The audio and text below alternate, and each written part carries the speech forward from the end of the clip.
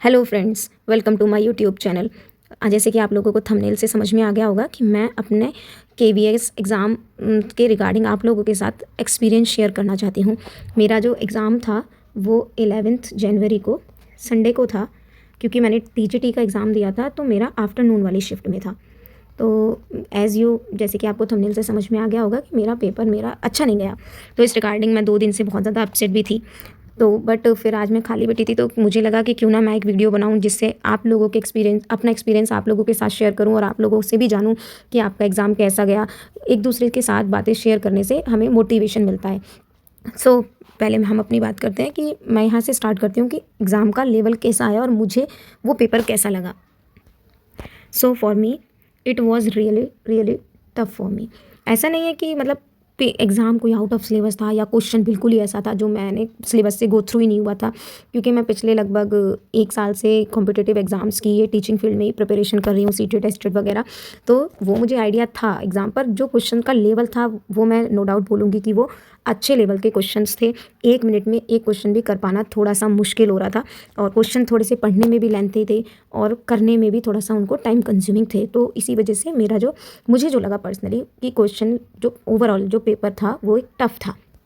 और मुझे जो लगता है जो मुझसे मिस्टेक हुई वो जो मुझे लगता है main is time management and exam pressure.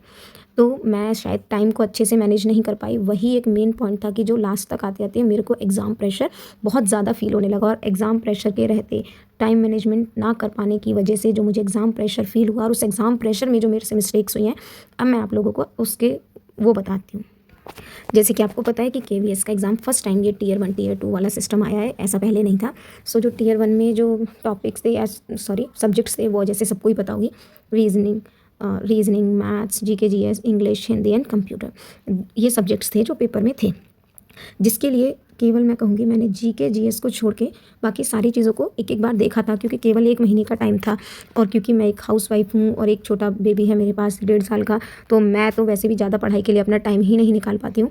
But जो भी जिस तरीके से भी मैं सारी चीज़ों को मैनेज करके थोड़ा बहुत टाइम निकाल पाई, उसमें मैंने ये सारी चीज़ों को, इन सब्जेक्ट्स को, 5 सब्जेक्ट को थोड़ा थोड़ा गो थ्रू किया था।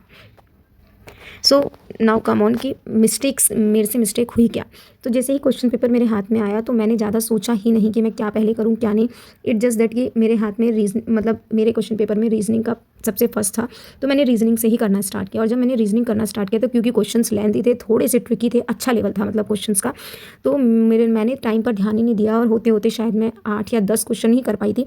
तब तक अप्रॉक्सीमेटली 40 मिनट्स में वेस्ट कर चुकी थी। आफ्टर 40 मिनट्स को वेस्ट करने के बाद जब मेरा नज़र घड़ी पर गई और मैंने टाइम देखा तो उसमें 40 मिनट्स, तब मुझे थोड़ा सा हड़बड़ाहट हुई कि नहीं यार, अगर तू केवल रीजनिंग में ही 40 मिनट्स वेस्ट कर देगी तो अब आगे पेपर कैसे करना होगा।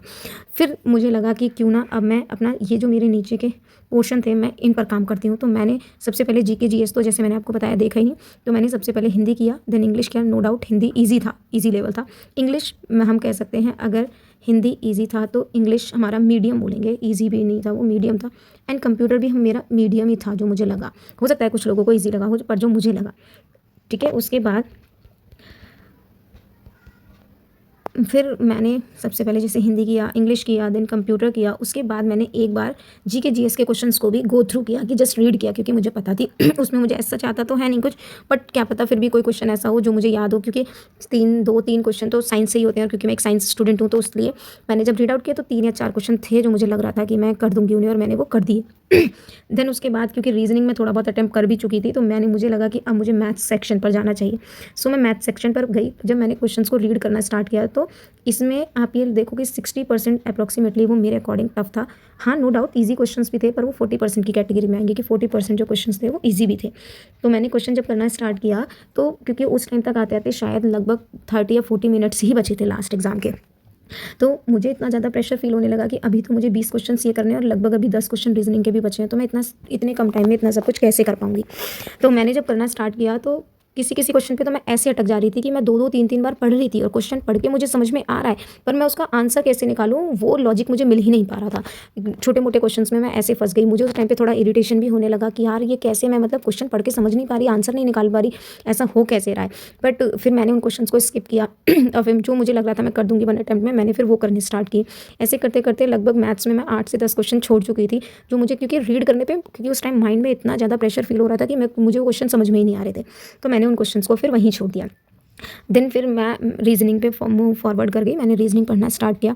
रीजनिंग में भी कुछ क्वेश्चंस ऐसे थे कि बहुत ट्रिकी वे से रिप्रेजेंट कर रखे थे उन लोगों ने, और वो भी मेरे से नहीं हुए, तो जो क्वेश्चन लेंथी लग रहा था, ट्रिकी लग रहा था, मैंने उसको वहाँ पे छोड़ दिया। देन रीजनिंग में भी शायद मैं 5 से 7 क्वेश्चन लगभग मैं छोड़ चुकी थी। तो इतना क्वेश्चन पेपर क्योंकि ये मेरा बिल्कुल फर्स्ट टाइम था कि मैंने नेगेटिव मार्किंग को देखते हुए इतने क्वेश्चन छोड़ दिए, वरना DSSB में भी मैंने एग्जाम दिया है और उसमें भी मतलब नेगेटिव मार्किंग होती है, तो वहाँ पे छोड़ने जैसी नौबत आई नहीं, क्योंकि क्वेश्चन पढ़ा, कुछ तो समझा मैं, कुछ तो मैंने किया, और बिल्कुल क्वेश्चन पढ़ के समझ में ही नहीं आया। ये चीज़ मैंने पहली बार इसी एग्ज़ाम में एक्सपीरियंस की। आई डोंट नो कि जो मैंने यहाँ पे फील किया वो जस्ट एक एग्ज़ाम प्रेशर था या फिर नो कि मुझे आता नहीं था, मुझे नहीं समझ में आया, क्योंकि मैं एज अ साइंस स्टूडेंट पता नहीं क्यों मुझे रीजनिंग और मैथ्स करना बहुत पसंद है, और मैं रीजनिंग और मैथ्स में नॉर्मली भी जब घर पे बैठ के भी किसी कॉम्पिटेटिव एग्जाम की तैयारी करती हूँ तो मैं रीजनिंग और मैथ्स को ज़्यादा टाइम देती हूँ, क्योंकि इंग्लिश हिंदी तो बेसिक है, लैंग्वेज है, जो हम थोड़ा बहुत बेसिक हमें नॉलेज भी है और थोड़ा बहुत हम प्रैक्टिस करने से हमें समझ में आ जाते हैं, रूल्स वगैरह पढ़ने से समझ में आ जाता है। पर मैथ्स और रीजनिंग तो प्रॉपर ही एक प्रैक्टिस का सब्जेक्ट है, अगर आप प्रैक्टिस नहीं करोगे तो क्वेश्चन आप कर ही नहीं पाओगे। इस वजह से मैं मैथ्स और रीजनिंग पर ही ज़्यादा फोकस रखती हूँ। पर इस एग्ज़ाम को दे के आने के बाद मुझे 2 दिन इसी चीज़ का रिग्रेट रहा कि यार, और सबसे बड़ा जो मुझे बाद में झटका लगा है कि वही चीज़ मैं अब आप लोगों के साथ मतलब शेयर करना चाहती हूँ कि रियल एक्सपीरियंस मेरा क्या था। रियल एक्सपीरियंस हम फील करते हैं घर आने के बाद, क्योंकि जब मैं एग्ज़ाम सेंटर से बाहर निकली तो मुझे पता था कि मेरा एग्ज़ाम अच्छा नहीं गया है और अब इस एग्ज़ाम से मेरा कुछ नहीं हो सकता है, तो अब मुझे इस पे कुछ फोकस ही नहीं करना है, क्योंकि मैं थोड़ा सा लाइफ में सॉर्टेड पर्सन हूँ। मैं वो ज़्यादा चीज़ों का स्ट्रेस नहीं लेती, क्योंकि मुझे पता है कि हाउसवाइफ होने के साथ और एक बच्चे के साथ मैं चीज़ों को उतना टाइम ही नहीं दे पा रही हूँ, तो वो चीज़ें मुझे कैसे पे बैक करेंगी। मैं कभी भी आँख बंद करके भगवान पर भरोसा नहीं रखती कि मैं जय माता दी करके आ जाऊँगा और ईश्वर मुझे उसका फल देगा या भगवान मेरी उसमें जॉब लगवा देगा। मैं भगवान पर नो डाउट बहुत भरोसा रखती हूँ, पर आँखें बंद करके नहीं। मैं जब मेहनत करके आती हूँ उसके बाद घर आके भगवान से प्रे करती हूँ कि भगवान, मैं जो एग्ज़ाम दे के आई हूँ वो मेरा अच्छा जाए या मेरा उसमें नंबर आ जाए। जैसे कि मैंने मेरा सीटेट एग्ज़ाम फर्स्ट अटैम्प्ट में क्लियर कर लिया था। अभी मैंने फ़िलहाल DSSB का एग्ज़ाम दिया है। अभी हरियाणा से बिलोंग करती हूँ मैं। हरियाणा में हमारे यहाँ CET का एग्ज़ाम होता है, मेरा वो भी क्वालिफाइड है। DSSB का तो अभी मैं नहीं कह सकती कि कैसा एग्ज़ाम है, क्योंकि अभी रिजल्ट ही नहीं आया है। तो इन सारी चीज़ों के बेस पे मैंने अभी एक बार HTET दिया है, और HTET में मेरे अभी जब मैंने लास्ट टाइम मेरा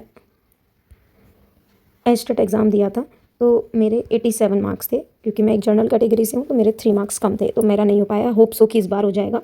मैं बस यही आपको बताना चाहती हूँ कि मैं कभी आँख बंद करके भगवान पे भरोसा नहीं करती। तो मैं इस एग्ज़ाम के लिए ये तो नहीं कहूँगी कि मेरा एग्ज़ाम क्लियर हो जाएगा या भगवान प्लीज़ मेरा निकाल देना, वो तो पॉसिबल ही नहीं है। पर जो मेन झटका मुझे लगा घर आने के बाद, जब मैंने यूट्यूब पर आकर के आंसर की चेक की, तो उस टाइम मैंने क्या महसूस किया, मैं अब आप लोगों को कंक्लूजन में वही बताना चाहती हूँ कि जब मैंने घर आकर के आंसर की चेक की तो मैंने देखा कुछ क्वेश्चंस मेरे वो भी गलत हो गए जो मुझे बहुत अच्छे से आते थे, नो डाउट बहुत बेसिक, जिनका कह सकते हैं लेवल था। ऐसे क्वेश्चन 3 से 4 थे जो बिल्कुल बेसिक थे, जो देखने में मुझे लग रहा था कि जो मैंने देखते ही कर दिए थे। ऐसा शायद एक क्वेश्चन कंप्यूटर से था और एक मैथ से था, एक रीजनिंग से था, और शायद नहीं 2 कंप्यूटर से थे शायद। तो मतलब कुछ था ऐसा ही, मेरे 4 से 5 क्वेश्चन ऐसे हुए जो बिल्कुल बेसिक थे और जिनको मैंने केवल एक बार पढ़ा, पढ़ने के बाद मैंने उनका आंसर टिक कर दिया, और आंसर टिक करने के बाद मुझे लगा कि ये तो मेरा ठीक ही होगा। पर घर आने के बाद जब मैंने आंसर की देखी यूट्यूब पर और जब वो मेरे क्वेश्चन गलत हुए, देन आई फील रिग्रेट, और उस टाइम मुझे थोड़ा सा डिमोटिवेटेड फील हुआ कि यार ये क्या कर दिया, ऐसा तो मैं नहीं कर सकती, इतनी सिली मिस्टेक्स। तो तब मुझे रियल जो चीज़ मुझे महसूस हुई वो था एग्ज़ाम फियर बोलो आप इसे या प्रेशर, कि जो मैं मिस्टेक करके आई हूँ ना वो किस वजह से हुई है। मेरी मिस्टेक सारी वो एग्ज़ाम प्रेशर की वजह से हुई है। अगर उस टाइम मैनेजमेंट का इतना प्रेशर नहीं होता मेरे माइंड में तो वो बेसिक क्वेश्चन मुझसे गलत होने वाले भी नहीं थे, इतना मैं खुद को जानती हूँ। बट लेट इट बी, क्या हो सकता है। अब 2 दिन उसके गिल्ट में रहने के बाद अब कोई और ऑप्शन नहीं है। फिर उसके बाद मैंने बस अपने आप को थोड़ा सा मोटिवेट किया एंड देन सोचा कि जो एग्ज़ाम्स हैं वो हमारे लाइफ का हिस्सा है, क्योंकि हमें किसी स्टेज पे जाना है या कोई ड्रीम हमें अचीव करना है, तो उसके लिए हमें स्टेप्स तो फॉलो करने पड़ेंगे, और हो सकता है कोई स्टेप पे हम गिरे भी, पर उसका मतलब ये नहीं है ना कि हम चढ़ेंगे ही नहीं अब आगे। So it is a part of life. अब हम आगे और मेहनत करेंगे, अपनी गलतियों से सीखेंगे और बेहतर करने की कोशिश करेंगे।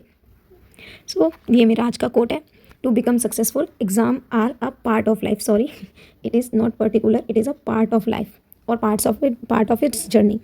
और hard work never pays off, कभी भी आपका जो परिश्रम है वो कभी भी विफल तो हो ही नहीं सकता है। अपनी मेहनत, अपनी गलतियों से सीखो और कंसिस्टेंट रहो, पढ़ाई नहीं छोड़नी है। मानो हमारा कल एग्ज़ाम हुआ था तो अब ऐसा नहीं हम हफ्ते भर रेस्ट करेंगे, नहीं, बस अब लग जाओ, आगे जो भी है उस पर फोकस करते हैं। तो आपका अब आगे का नेक्स्ट क्या प्लान है, आप लोग मुझे कमेंट सेक्शन में बताना।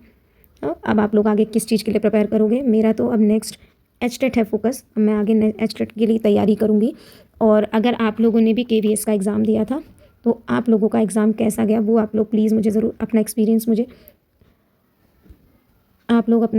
मेरे को शेयर करना कि आपका एग्ज़ाम कैसा गया है केवीएस वाला।